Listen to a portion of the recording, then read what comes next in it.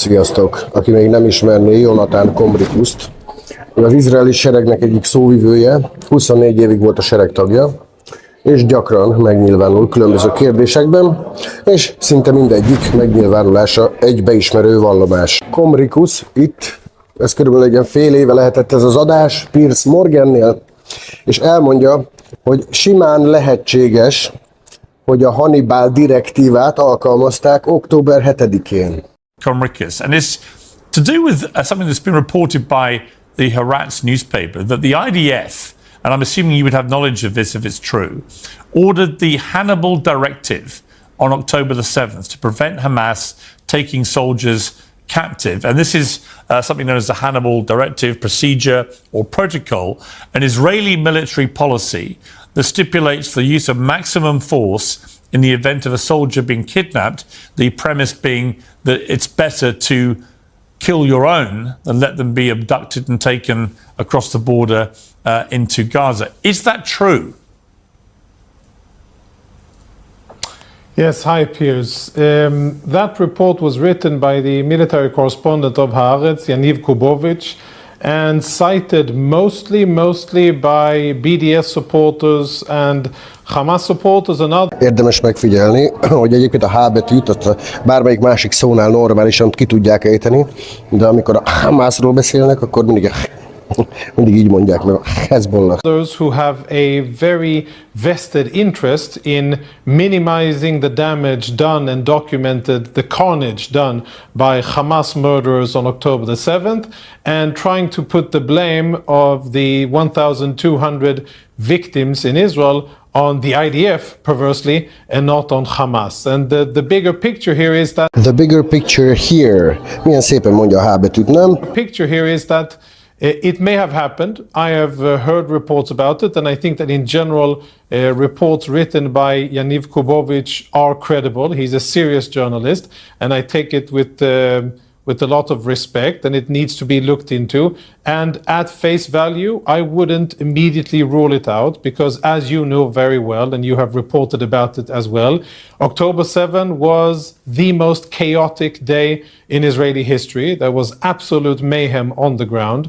Israeli defense forces were scrambling to get down south to stem the tide of Hamas death squads and Palestinian civilians who were flowing into Israel to murder, to burn, to rape, to execute, to torch buildings, and to abduct Israelis.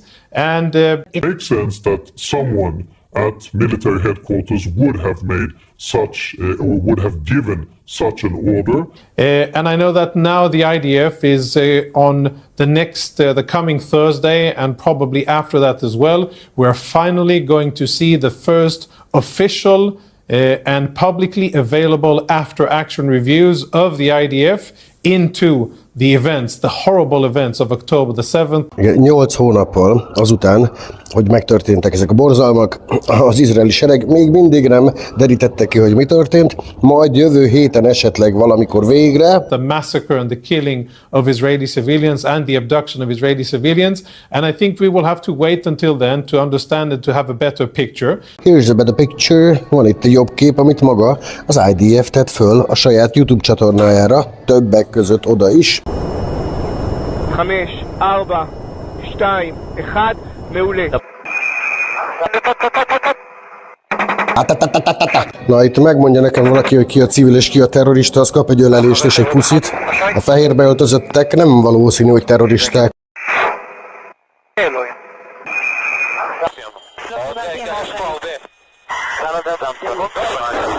Vélhetően ebben az autóban túszok is ülnek, hiszen valószínűleg nem autót lopni jöttek a hamászosok.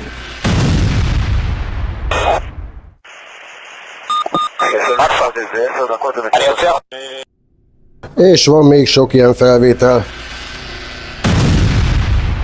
But very much happened on that day. It was, I think, the most challenging military situation Israel has ever faced. And I think that extreme measures were taken because there were extreme circumstances. Márpedig a szélsőséges körülmények szélsőséges intézkedéseket kívánnak. Erre a több százezres izraeli sereg a legkomolyabb technikával, Merkava tankokkal, légierővel, Apache helikopterekkel, vadászgépekkel Egyszerűen nem lehetett felkészülve erre a pár ezer Hamas harcosra, akik AK-47-tel és váról indítható rakétákkal voltak felszerelve, és siklóernyővel és Toyota teherautókkal támadták meg Izraelt. Hogyha ez nem szélsőséges körülmény, akkor mi? Márpedig, hogyha a körülmények szélsőségesek, akkor nincs más választás, szarrá kell lőnünk mindenkit. Akkora volt a fejetlenség és a káosz, hogy muszáj volt ezt a parancsot valakinek kiadnia, hogy szarrá lőjük a sajátjainkat is, a saját civiljeinket is. Ja, igazából senki nem civil, mert mindenki katona volt, de mindegy, hát így jártak. Szélsőséges körülmények voltak. Hát, vagy legalábbis lehet, hogy ez történt, de nem biztos. Még ki kell vizsgáljuk, így 8-9 hónappal az esemény után. Elképzelhető, hogy ez történt, de nem biztos. Nagyon nagy. To be clear, are you familiar with the Hannibal Directive then? Is this something everyone is aware of in the IDF? I am. And what Yes, is your, what is your it's understanding of what it actually means? Yeah, so Israel, I mean, the fact that now, sadly, on the 7th of October, 252 Israelis and foreigners were abducted by Hamas into Gaza is sadly not the first time that any of our enemies try to abduct Israeli soldiers or civilians. This is something that Palestinian and other Iran-affiliated terrorist organizations have been doing for tens of years. And the protocol or this order is something that used to be in place in the IDF, which was designed to prevent such a catastrophe from happening, that an Israeli soldier or civilian is taken by terrorists into enemy territory. Tehát nehogy véletlenül ilyen katasztrófa történjen, hogy elrabolják, és ne adj Isten épségbe visszaadják, mint ahogy ezt a többi tússzal tették, nem úgy, mint ahogy az izraeliek a palesztin túszokat, mindegy. Nehogy véletlenül ez a katasztrófa történjen, hogy épségben esetleg visszakapjuk, inkább mi magunk lőjük szarrá. And the order isn't, as you said, to use maximum force. It is to use force that even may endanger the Israelis who are being abducted. Az egy direktíva lehet, hogy annyi tűzerőt használja, ami lehet, hogy veszélyezteti a civileket? Annak nincs túlságosan direktíva vagy protokoll szaga. Az, hogy használj maximális tűzerőt, mint ahogy ez mindenhova így is van leírva, az már egy direktíva. It is not about killing Israelis. It's not about deliberately doing that. It's about using force that may even endanger Israeli civilians. And at this stage, I don't have confirmed reports from the IDF that say that this is actually what happened on the ground. But based on the reporting of Yaniv Kubovic, I think that's a trustworthy source, and it makes sense that that may have happened. Igen, mindez elhangzott a Piers Morgan show-n. I mean, the reason I think it's so significant is that many people have been challenging the number of those who died that day and were wounded, challenging the pretext that they were all killed or wounded by Hamas, but actually as a number, and no one's put an exact number to this, but a number of people on the Israeli side who died that day and were wounded were actually killed or wounded by Israeli fire. And so the significance of this development about the Hannibal Directive, and it seems from what you're saying that you think it's highly likely it was deployed, is that it may be a number of Israelis were killed that way. Yeah, you know, Piers, it may be true, and it may have been in the chaotic situation on October the 7th. May be true, and it may have been in the chaotic situation on October the 7th. When Palestinian death squads were roaming around southern Israel as they were finished raping and burning. Aha, tehát ott van egy több százezres izraeli sereg, szuper megfigyelő rendszer, amivel egy gombostűt lejtesz, azt is észreveszik elvileg. És akkor ezek áttörnek a határon. Még a HRC-k is leírták, hogy ők túszokat szedni mentek. Ugyanis rengeteg palesztin volt bármiféle eljárás nélkül izraeli fogságban. Tehát, hogyha jól értem, akkor átjöttek túlszedni, és közben még arra is volt idejük, miközben ez az óriás sereg, az apacsokkal, a mindennel, kereste őket, hogy szarrá lője őket, akár a sajátjaikkal együtt, még volt idejük gangbangelni, nem? Úgy megálltak, és akkor még ott a csata hevében még jó, mert ugye akkor még föl is áll, nem? Miközben egyébként az életedért küzdesz. Jó van akkor.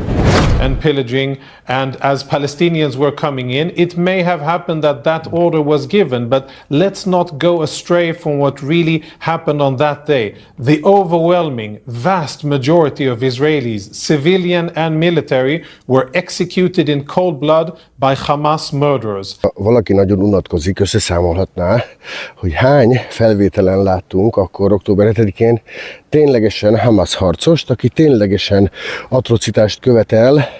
Volt az a kapás, amikor valami fejét levágták a csávónak, de azon igazából az elkövető nem látszik. Az tehát a Hamas harcosok azok próbálták a küldetést elvégezni, sajnos a civilek között lehetett olyan, aki atrocitást követett el. És Hamason kívül még volt ott pár ilyen frakció, akinek ott voltak emberei. Volt az a csaj, akit kiszedtek a csomagtartóból, igazából elől nem látszott semmi, csak hátul, szóval én szerintem inkább félelmébe bekakilt, nem tudom. Akkor akiket állítólag a kocsi mögött húztak, én olyan felvételt nem láttam. Platón ugyan láttam, hogy vittek embereket, de az ott meg volt kötözve.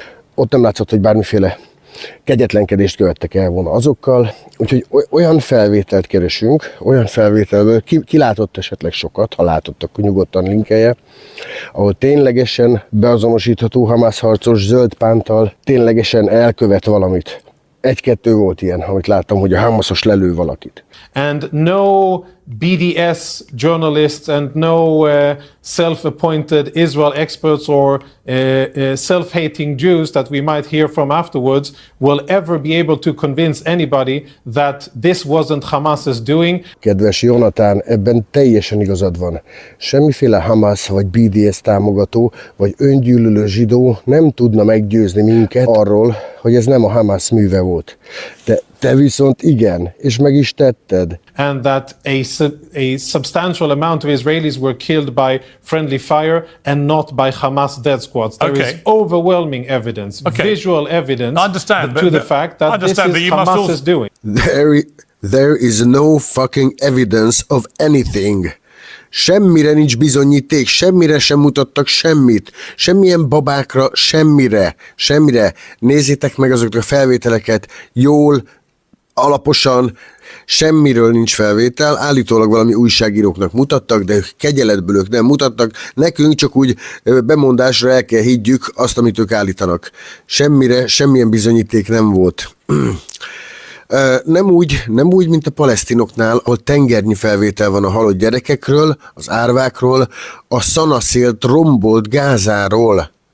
Tehát egyszerűen, aki bedől ilyen kamu videóknak, amikor ott fekszenek ilyen hullazsákokba emberek, és akkor egyszer csak az egyikből kikandikál egy ilyen arab, és így belevigyorog a kamerába, és akkor emberek elhiszik, hogy az a valós, miközben csak rá kell nézni Gázára, semmilyen szükségük nincs a palesztinoknak, hogy kamu videókat csináljanak. Ezekkel a szarokkal az Izrael pártiakat hülyítik. I understand. I'm going to go to Aaron Martin next, but just to be clear. A nemzetközi porondon a Pierce morális dilemma Morgan becenevet érdemelte ki magának, mivel ő nagyon Izrael párti egyébként, és akkor egyszer csak szembesül ilyenekkel. Na, gyerekek, ez ugyanaz a Jonathan Komrikius, aki egy gázai kórházban egy jól láthatóan működő és funkcionális mágneses rezonancia gép mellett állva mondta azt, hogy emögött a működő mágneses rezonancia gép mögött találtunk AK-47-est és gránátokat, és ez bizonyítja azt, hogy a Hamasnak itt volt bázisa. És ő volt az, aki, amikor először elkezdték bombázni Gázát, és mondták az embereknek, hogy menjenek délre, mert ott biztonságban lesznek, és utána délen is elkezdtek bombázni, és amikor ezt neki szegezte egy riporter ezt a kérdést, hogy ez most hogy van, hiszen nincsen Gázában biztonságos hely, ő azt mondta, vannak biztonságosabb helyek. Nagyon nagy lenne, hogyha nem nagyon-nagyon-nagyon sok ember életről és gyermek életről lenne szó. Hol van ilyenkor a gyermekvédelem? Jobb oldal. Köszönöm, hogy meghallgattatok, további szép napot, sziasztok!